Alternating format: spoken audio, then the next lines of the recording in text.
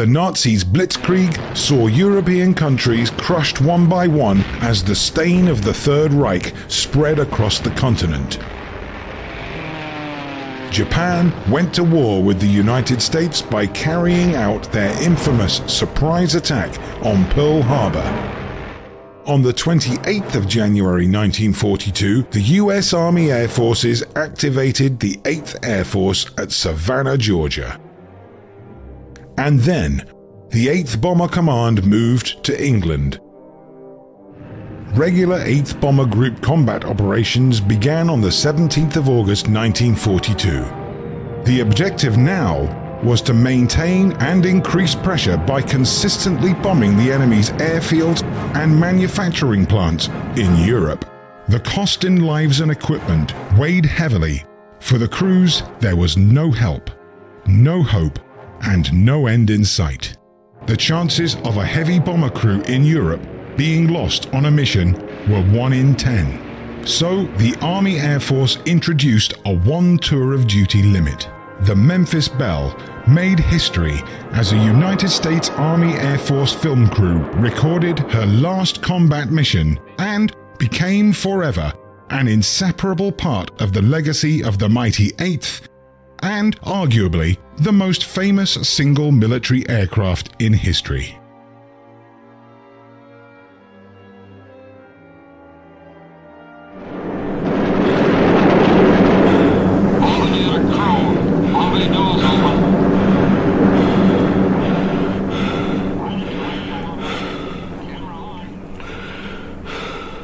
The Memphis Belle movie was the beginning of a much wider interest and appreciation of the Masters of the Air, the mighty 8th, and the other air war efforts around the world.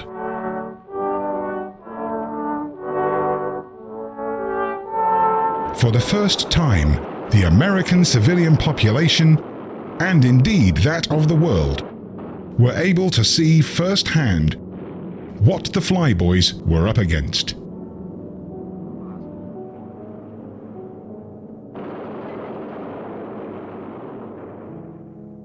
The film opened in June of 1942, and after just 10 weeks at New York's Radio City Music Hall, nearly 1.5 million people saw it. The movie went on to earn 6 Oscars, including one for William Wyler as Best Director. After the mission, the crew and the bomber itself returned to the States. The B-17 was proudly paraded around America, supporting the efforts to sell war bonds and raise awareness. The public now wanted to know more about the air war, how it was carried out, who made the target decisions, who gave the orders, who prepared the aircraft, who flew the missions, how were the enemy affected, and who did and who didn't make it home again. In the light of the massive public success of the Memphis Belle story, the United States Army Air Force went ahead and made another, bigger, more expansive, and more impactful movie for general release.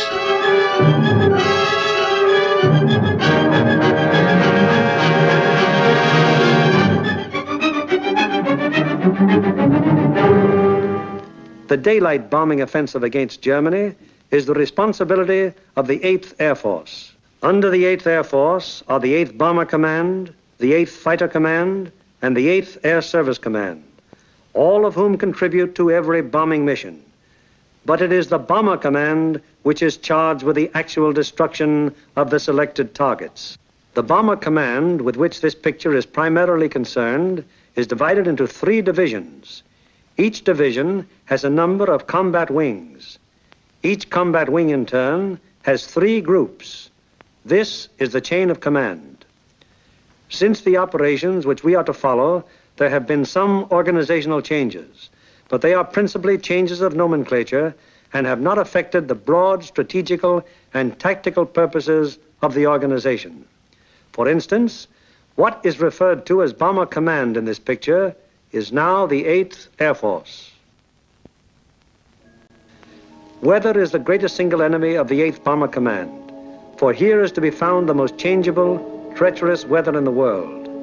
To keep the most accurate possible check on weather conditions all over Europe, the RAF has established vast communication and reporting systems. Weather planes such as this Mosquito and our own B-17s are continually in the air in an effort to know in advance what the weather will be over Europe and the United Kingdom. Men like this supply a major portion of the data from which 8 main weather maps of Europe and of the United Kingdom are drawn each day. In addition, there are 4 upper air maps and 8 maps of a miscellaneous classification.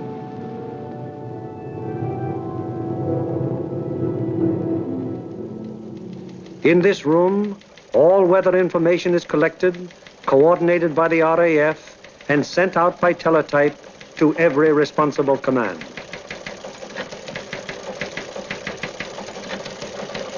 This is the weather section in the operations block at the Bomber Command. Here, the information gleaned from the weather stations is put together and correlated into weather maps.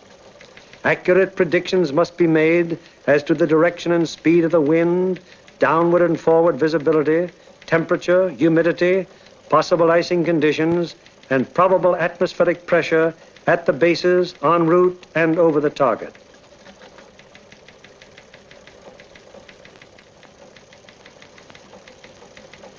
Upon the findings made in this room will depend whether or not there will be an American bombing of a German target tomorrow.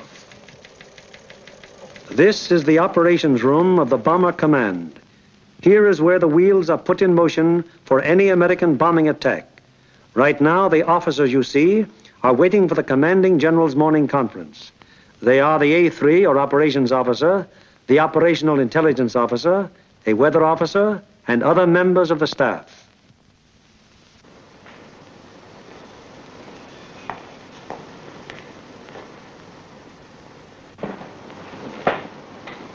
What's the weather prospects today, Major? It looks like most of Germany will be pretty good, sir.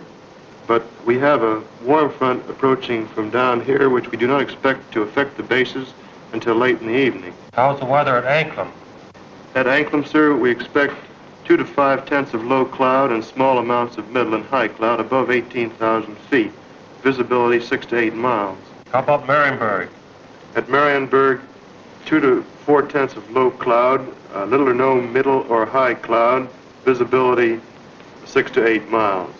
What will it be at Danzig and Gdynia? At Danzig and Gdynia, sir, 2 to 5 tenths of low cloud, 2 to 4 tenths of high cloud above 23,000 feet. Visibility in there about 5 miles, sir.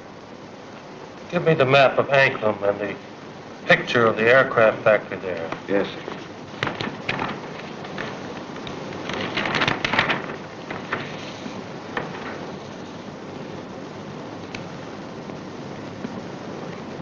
All right, Marienburg, the Focke-Wulf factory. Yes, sir.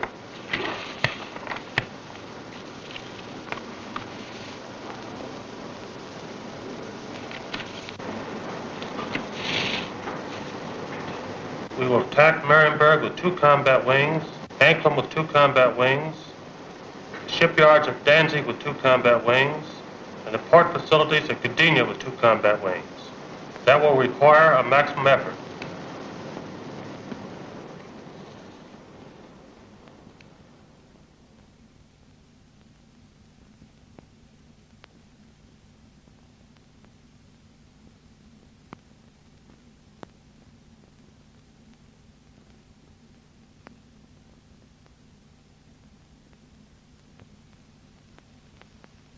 Now the various specialist officers then go into action.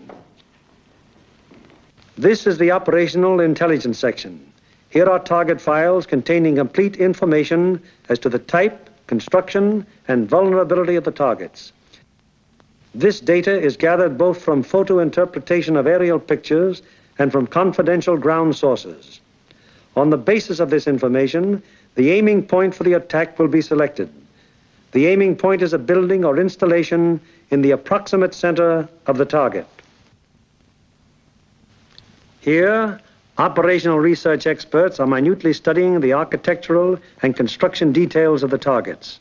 It will be their duty to recommend on the basis of studies previously made, the types of bombs and the proper fusing to accomplish the greatest possible destruction of the objective.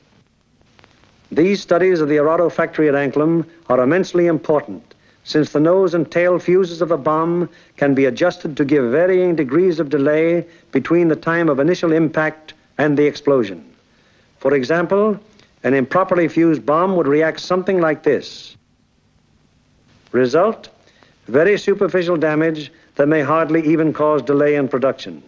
On the other hand, here's what happens when a properly fused bomb strikes the same factory. Two bombs of exactly identical weight and explosive power have totally different effects because one was fused properly and the other was not. It is the responsibility of the operational research section to determine proper bomb fusing. Here, the commanding general and the operations officer are working out the overall planning of each of the missions with the staff bombardier, the staff navigator, and the flak officer. This is a complex business because of the multiple nature of the attack. We'll attack Anklam 1 hour before we attack the other targets. That should draw most of the German fighters on the Anklam force. The Anklam force is big enough to take care of itself. You mean along the same course, sir? No, send them a little south. They'll act as a better diversion. This would be the best place across the coast from the standpoint of pilotage. But, sir, the flak concentration at that point is quite heavy, the heaviest along the coast. We could rather move them a little further south, what the general suggests, and they would not run into flak difficulties at that point. How is that for the navigation viewpoint? That's a very good landfall, sir. All right, we'll cross at that point, and you adjust the flight times accordingly. Take care of it, Darrell. Yes, sir. While this is going on, the various liaison officers stationed at Bomber Command headquarters are busy keeping their respective commands acquainted with the course of events. The closest liaison is maintained with both the RAF Fighter and Bomber Commands, the Royal Navy, the 8th Fighter Command, and the 9th Bomber Command. It is through these liaison officers that requests will be made for the necessary fighter support, diversionary effort by the medium bombers, air-sea rescue patrols, and so on.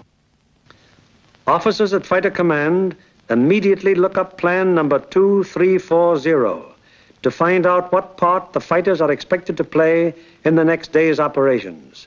Similarly, the 9th Air Force is informed that Bomber Command intends to lay on plan number 2340. It will be the duty of the mediums to attack enemy airfields at a time that will cause maximum interference with German attempts to intercept the heavy bombers. Right now, weather officers are getting ready their forecast for the General's late afternoon conference, where final decisions will be made. Right in there as planned. Yeah, it should. Should be okay. Thanks. Good enough. In the bag. Does your morning's forecast still hold? Yes, sir, there's practically no change in the situation, and we still expect the base weather to hold up for return. Send out the field order exactly as planned. Yes, sir. Get me the 1st, 2nd, and 3rd divisions on a conference call, please. Already with your conference call. Go ahead, please. Can you scramble? Okay. Over. Okay, over. Over. Okay, there's a mission tomorrow. Maximum effort with 5 task forces. The 1st task force, comprising 6 groups of the 1st Division, will hit 3948. 3948. Secondary, 8731. 8731. Last resort, 9009. 9009. The 2nd Task Force, comprising 5 groups of the 3rd Division, will hit 6848. 6848. Secondary, 6424. 6424. Last resort, 5381. 5381. The 3rd Task Force will comprise 4 groups of the 2nd Division, which will hit 6424. 6424. Secondary, 5381. 5381. Last resort, any industrial target of importance in Germany. Okay. The 1st and 3rd Divisions will each dispatch 1 air... The field order now goes over the teletype to all interested units and command. The first step has been taken in the sequence of events that will finally result in bringing our planes over the targets and discharging their bomb loads.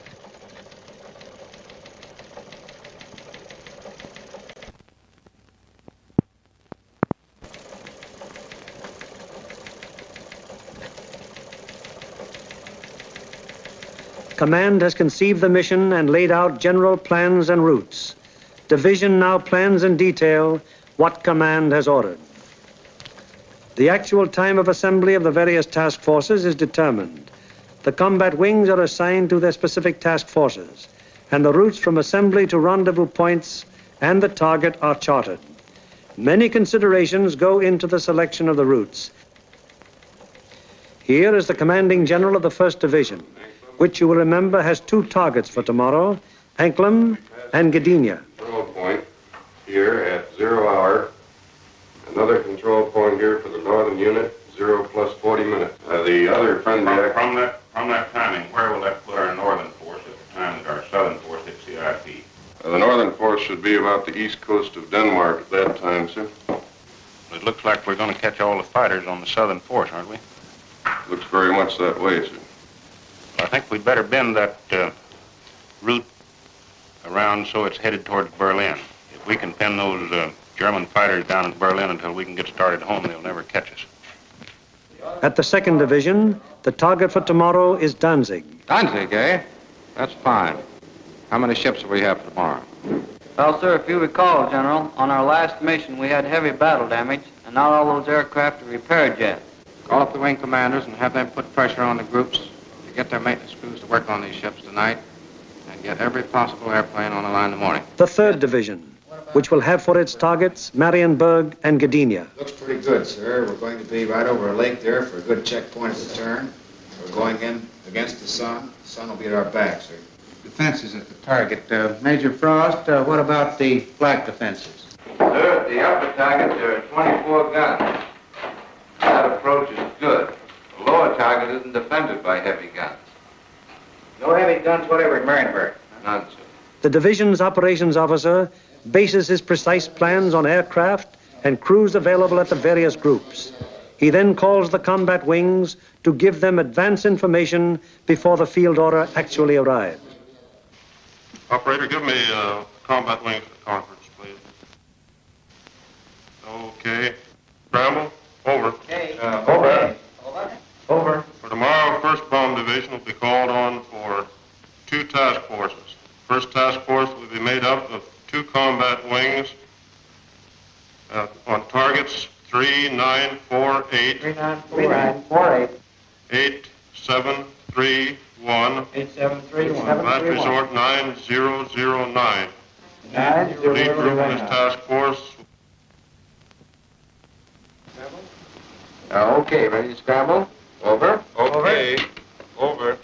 There'll be a mission tomorrow, and I want 2 groups from each combat wing. The target will be primary 6424. 6424. Secondary 5381. 5381. The last resort will be any industrial target of importance in Germany. Okay.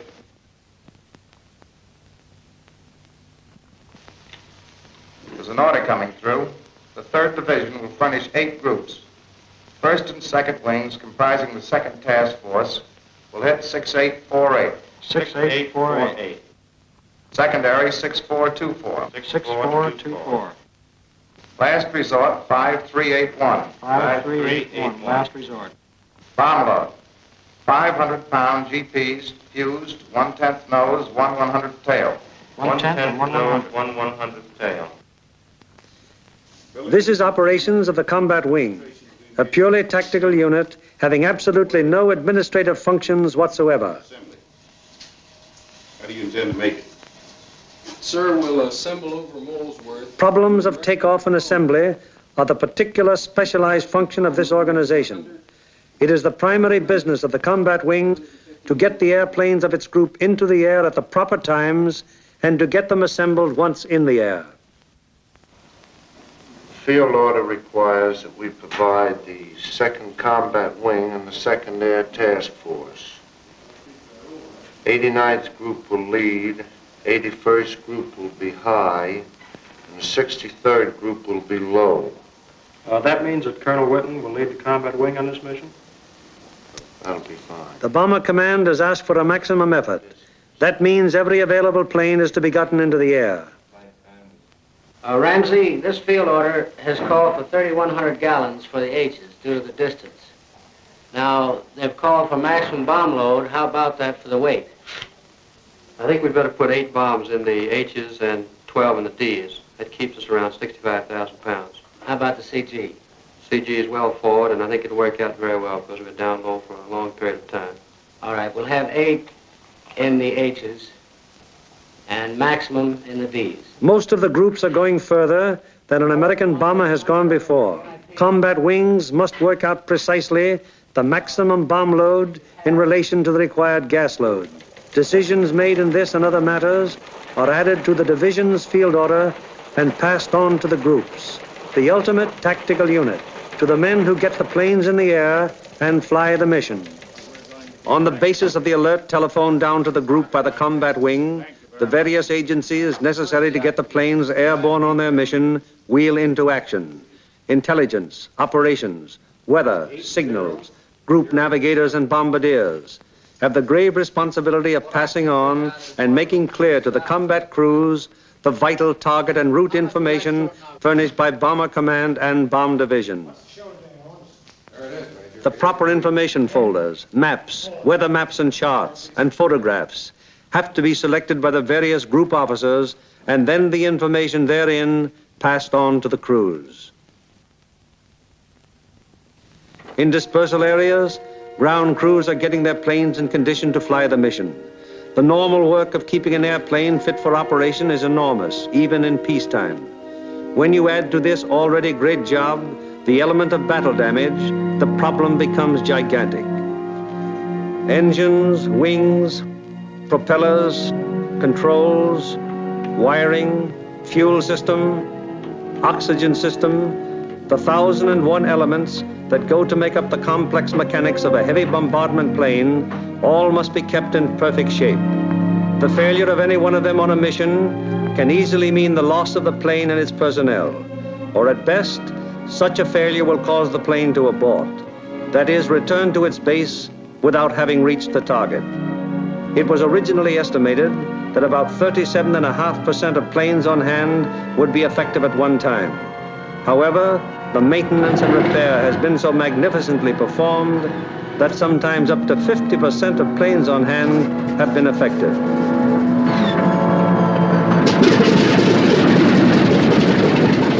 Ordnance is already at work, getting the bombs in their racks and loading ammunition onto the plane. These are 100-pound incendiaries.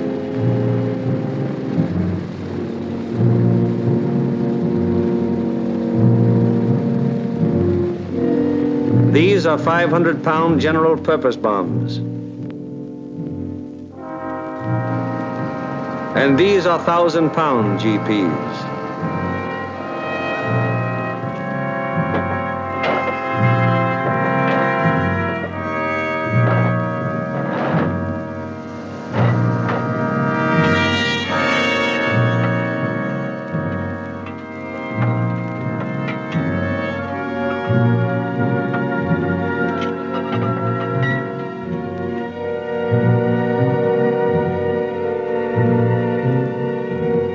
The bombs have to be placed in their racks very carefully.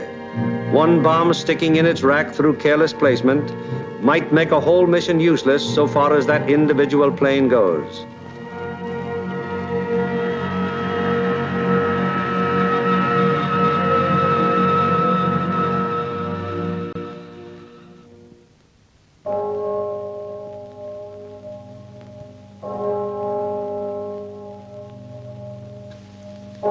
Three o'clock in the morning. All over England at this exact moment, American air crews are being roused from their sleep. Okay, fellas, roll out. We have a mission this morning. Breakfast in half an hour. Captain Kirk, Captain Thompson, Lieutenant Bushka, Ackerson, Holloway, and Hawker scheduled to fly. We'll snap it up. 3 o'clock. This is a hell of a time to get a man out of bed. Said it, Doc. Come on, you drips. Out of bed. Breakfast in half an hour. Come on, Nick. Rise and shine. All right, you dodos, let's go. This is it. Okay, fellas, let's go. Come on, Swifty, get it out. Let's go. Go, you guys. Hit the deck. Breakfast at 4, briefing at 5. Let's go. That's fine. Just when I had a 48-hour pass coming up. Can't you guys? You're running my beauty sleep. Through the cold of the English early morning, the combat crews go to their mess. They have no idea where they're going yet, but they know they'll be taking off in about 4 hours.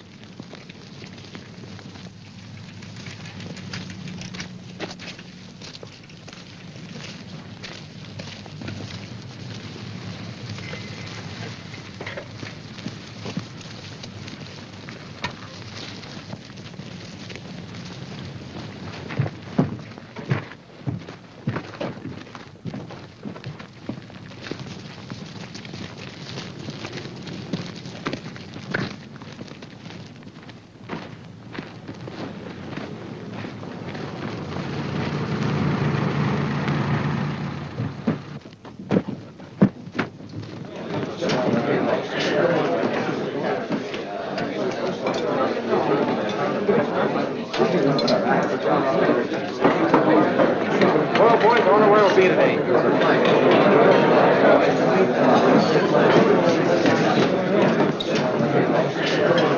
How do you figure those Jerrys will be today? What do you think, Dove? They'll be shooting at us. Sometimes I don't think those Jerrys got proper respect for us. Well, what do you expect, Buster, the way you shoot?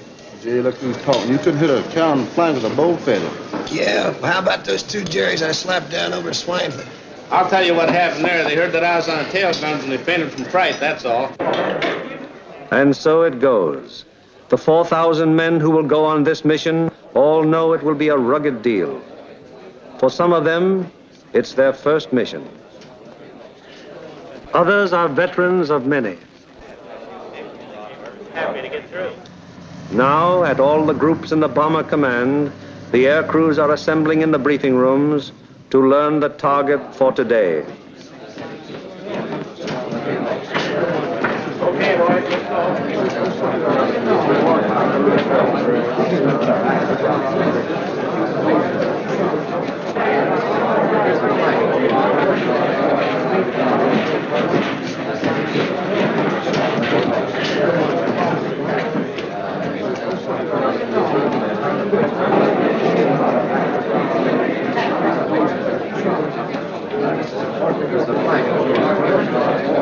Every morning,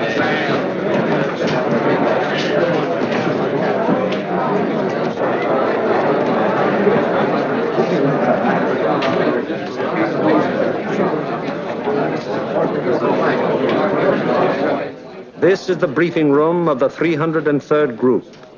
Here in a few minutes, the nature, locale, and route of today's mission will be made known to the men who fly it.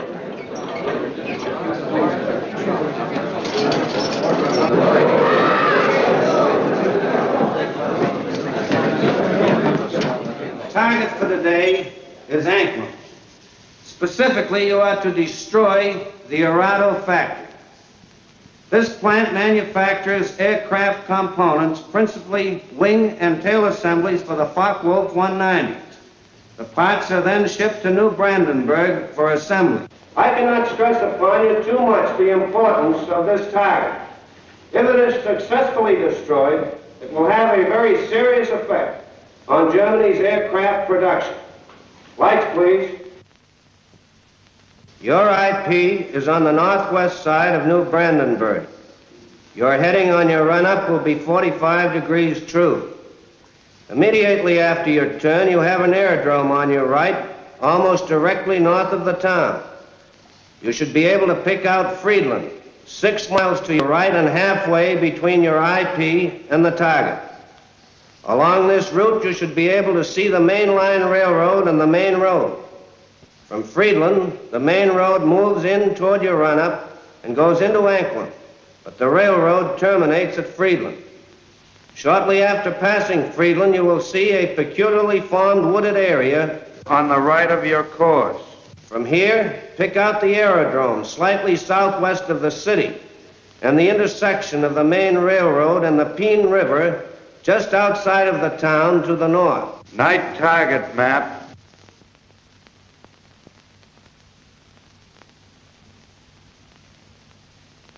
Your target is across the railroad, beyond the town, in the area formed by the bend of the river. And now a picture of the target. This group of buildings here is your target. This building will be the aiming point. If your bomb pattern is concentrated in this area, it should very effectively knock out the factory. Lights, please. At the 379th, the intelligence briefing continues. Eight groups will bomb from an altitude of 13,000 feet. We feel that this low altitude will be equalized by the element of surprise which is with us, and it should ensure a thorough and complete finding of the target. Another task force is hitting the FW-190 assembly plant at Marienburg. If the two missions are successful, 65% of Jerry's remaining FW-190 production and assembly facilities will be destroyed. At the 384th. Other forces are attacking submarine yards, aircraft assembly plants, and units of the German fleet at Danzig and Gdynia. If these attacks succeed, they will destroy 13.5% of Germany's remaining U-boat construction and will destroy or immobilize a large section of the German Navy. The overall result of all four attacks will be to show the Hun that his efforts to protect his key industries by moving them to the east will be unsuccessful.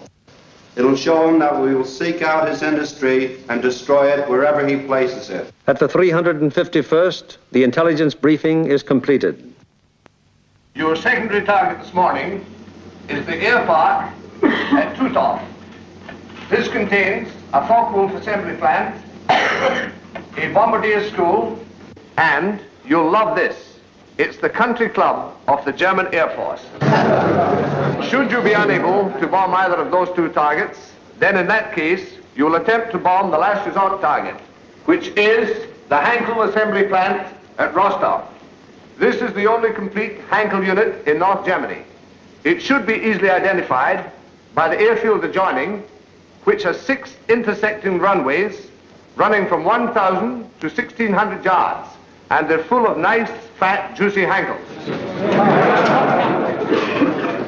A weather officer briefs the crews of the 305th group going to Gdynia. The synoptic situation today is this. We have a high-pressure system centered over northwest Europe, up here near Finland, extending southwestward down across the British Isles, causing an influx of south and southwesterly air going up in this direction, hence causing little or no cloud in the area up there and toward your target. There are no fronts to affect your route today except a frontal system off to the west, which will cause an increase of medium and high clouds as you come back across the North Sea. Lights, please. At takeoff time, there will be 0 to 3/10 low clouds, also a layer of high clouds above 23,000 feet, 4 to 6/10 in amount. Also a middle layer of clouds in there between 10 and 12,000 feet. These medium and high clouds decreasing out over the North Sea to 3 to 5/10 each in amount. The low clouds will increase as you go out toward the North Sea to 3 to 5/10.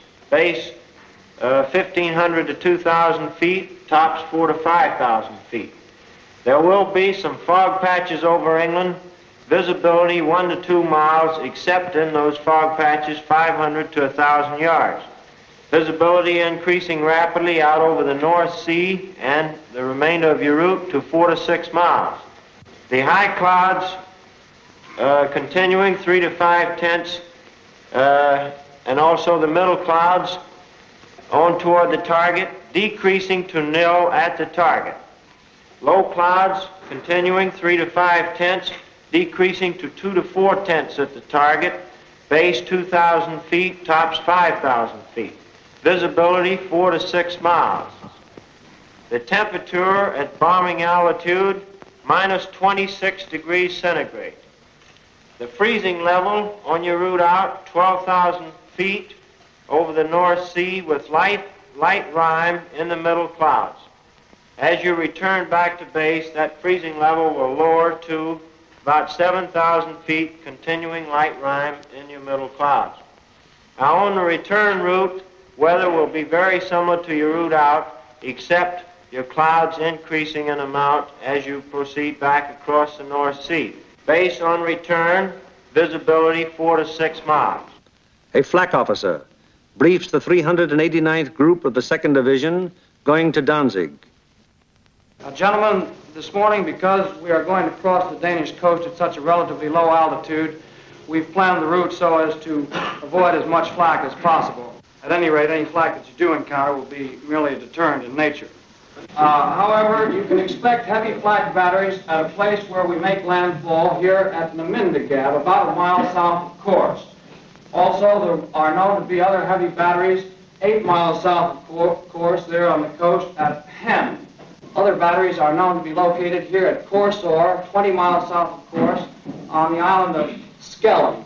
From then on to the target, you will have very little flak. Now, while you're crossing the coast and when you're over aerodromes and cities in Denmark, you are advised to take evasive action. Now then, when you get to the target itself, your anti-aircraft fire from the ground will be known to be supported by fire from naval units. Now, for those of you who have never been fired on by a naval unit, I want to add that naval units can put up a hell of an intense barrage, and you want to look out for it. An operations officer briefs the crews of the 94th Group of the 3rd Division. This group is leading a formation to Mariansburg today. The 880th will be high group and the 764th will be low group. Bomb load of each ship will be 3 1,000-pounders, use 1/10 nose and 1/100th tail. Get that, bombardiers.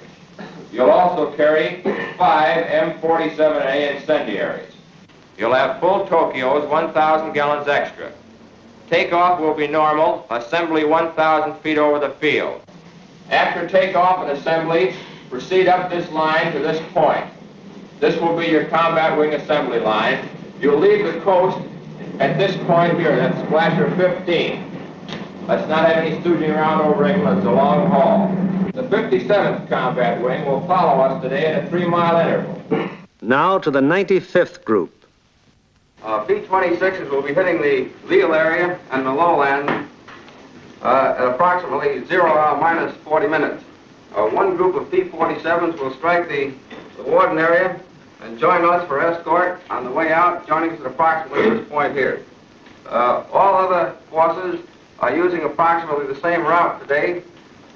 Just one point, and that's that the Anklam force will probably pass us coming out as we're on our way in. You should see plenty of air activity. Let's hope that most of it is ours. The climb will commence at the English coast, climbing at 150 miles an hour, 100 feet per minute. We should reach bombing altitude approximately at the Danish coast, and under no circumstances should the Danish coast be crossed at less than 12,000 feet. We will drain Tokyos as soon as possible. We should have plenty of gas. We figure approximately 400 gallons overload. At the 100th, the operations briefing is completed. Fly loose formation today with groups echelons to the right until a point 75 miles from the enemy coast, where a normal combat wing formation will be assumed. For visibility, everybody use Aldous lamp. The Royal Navy will be out patrolling the sea routes, so any crews that have to ditch will probably be rescued very quickly. The Commanding General of Bomber Command asked us to put out a special effort today, so let's give it to him. The commanding officer of the group invariably has a few words to say. Men, the going's going to be rough. You're going to have to bow your necks in there and stay in there and pitch every minute. Now, gentlemen, this is the type of target you don't want to have to go back after the second time. If you fly a good, tight formation, get a good, dense pattern on that target, we won't have to. This Anklin crowd down here may pull most of the fighters off of us. However, that's just a guess. So particularly for you gunners, you've got to be on the ball from the Danish coast onto the target. Flak will be heavy, probably accurate, but you've been through worse before. Remember that your biggest enemy is still the single-engine fighter plane. Now, you bombardiers, take your time in going in on your releases. And don't allow the flak to worry you. It's merely to break up your formation. Now, if you get in any trouble up in this area, remember you can always go over to Sweden. Get on, it's a neutral country. And it's close over there. Could be rough. Don't think it'll be too bad. And whether it's easy or rough, I'll be sitting out in front, taking the whole works in. The main briefing over, the pilots, navigators, bombardiers, radio operators, gunners, receive separate specialized briefings. These briefings are very technical and very thorough, and are held so that every member of the combat crew will understand exactly what he can expect and what is expected of him. Any lack of thoroughness here might very well result in the failure of a mission. As dawn breaks over the English countryside, it finds the ground crews still working grimly in an effort to get every plane in the air that is scheduled to be dispatched.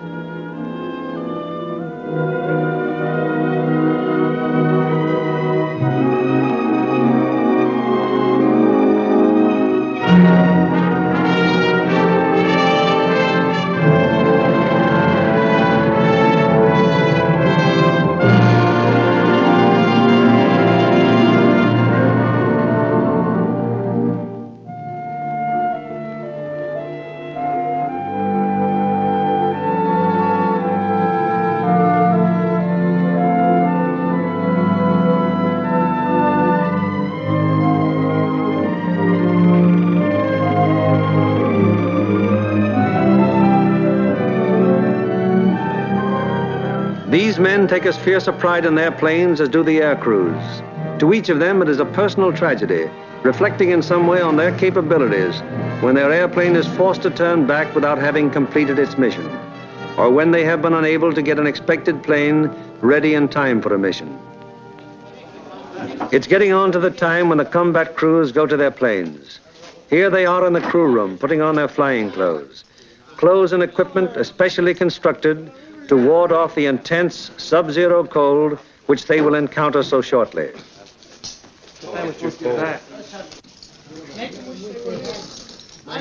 All air crew members receive escape kits containing equipment that will help them get back to safety if they are forced down in Germany or in occupied territory. The pilots, co-pilots, navigators and bombardiers are also issued battle folders containing the maps which will be of such vital importance to them in the prosecution of the mission. The men turn in all personal papers and valuables, which might serve to give the enemy information in case of capture. Some of the crew members turn to their chaplain, whose ministrations are always available to the men of the bomber bases. Most of all, because the effort of thee, O my God, for all who are concerned of all my love, I firmly resolve with the help of thy gracious assistance, confess my sins, do penance, and amend my life. Amen. Misericorde vestre omnipotens Deus et misericordias vestes perducavos a vitam aeternam. Amen. Indulgentiam absolutionem mission peccatum vestrum.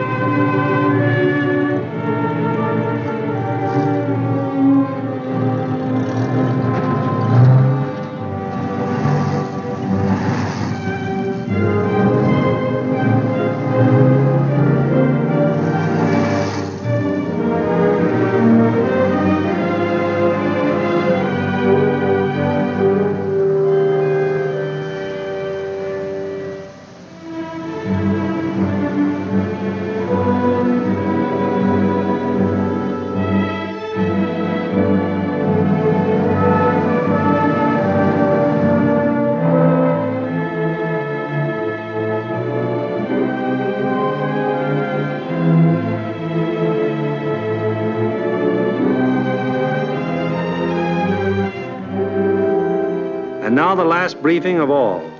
The final intimate conference around each airplane as the pilots recheck the details of the mission with their crews.